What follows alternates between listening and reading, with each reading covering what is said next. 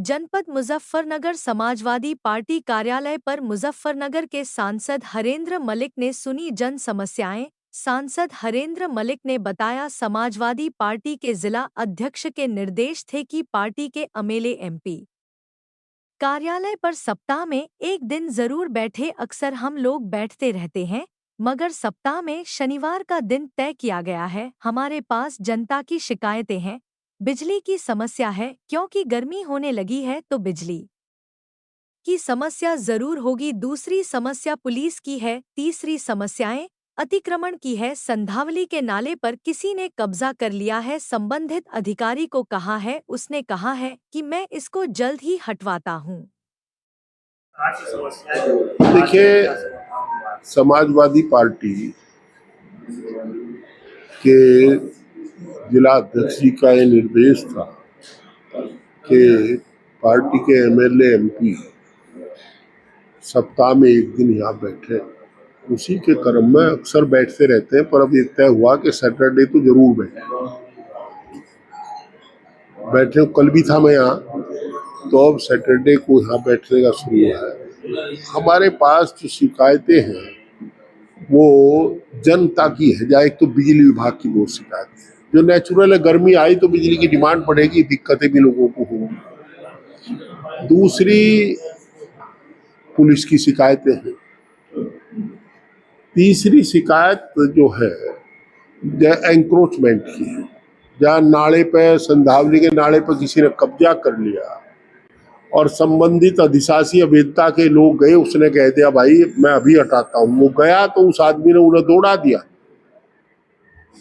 और बाद में लोग मिले तो ये कहा कि जी हम मजबूर हो, तो बासर आदमी, हमारी हिम्मत नहीं उससे। अब अजीब बात है, 70% नाला कैप्चर्ड है और आदमी बासर है, जल निकासी कहाँ को होगी? ऐसी शिकायतें आती है हमारे पास। तो खेत खलिहान की, गरीब की, मजदूर की शिकायत आवे, छोटे दुकानदार की शिकायत आती है। काऊ से देखिए, आदरणीय डॉक्टर संजीव बालियान ये भूल गए कि जब मैं और वो इस दुनिया में थे, काम तब भी सारे चल रहे थे, और जब हम नहीं रहने के, काम तब भी चलते रहेंगे। और ये पद जो है ये किसी की बपोती नहीं होती।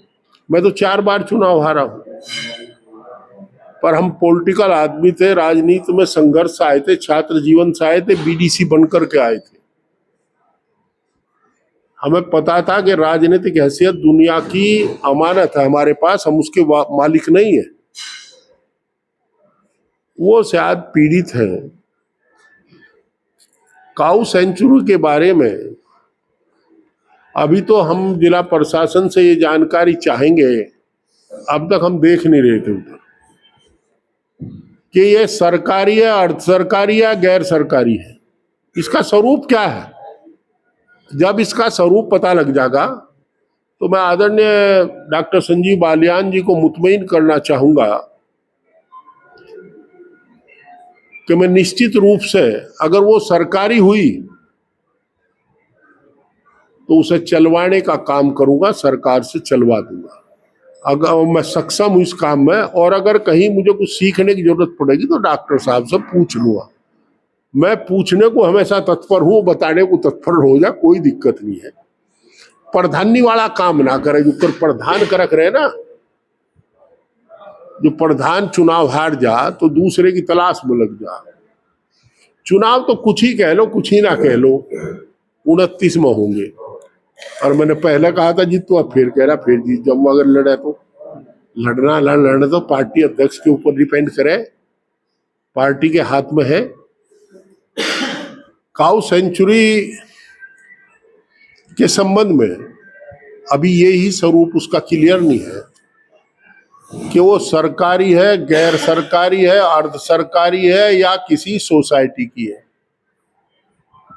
अभी कई मामले ऐसे हैं जो साफ नहीं हो पा रहे। गवर्नमेंट कॉलेज के मैदान में ही अभी बराबर में यहाँ उसका व्यवसाय को उपयोग शुरू कर दिया।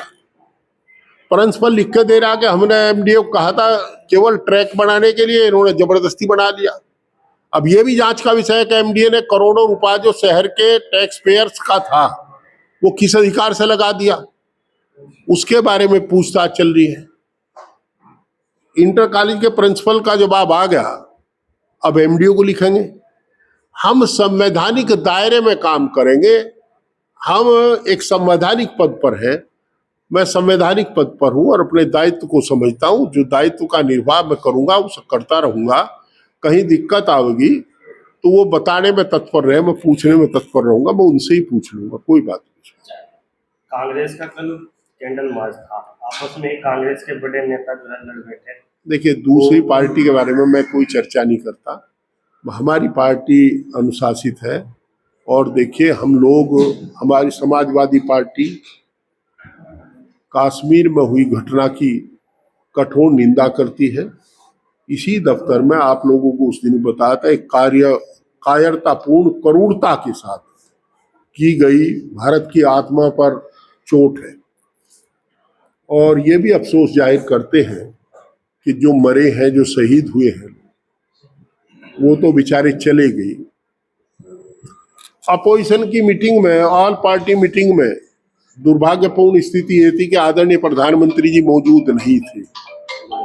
ये इतना बड़ा महत्वपूर्ण मामला छोड़ करके वो बिहार के चुनाव में चले गए, अभी तो चुनाव भी घोषित नहीं हुआ था। और दूसरा, चूंकि अब ऑल पार्टी मीटिंग की कार्रवाई गोपनीय रहती है,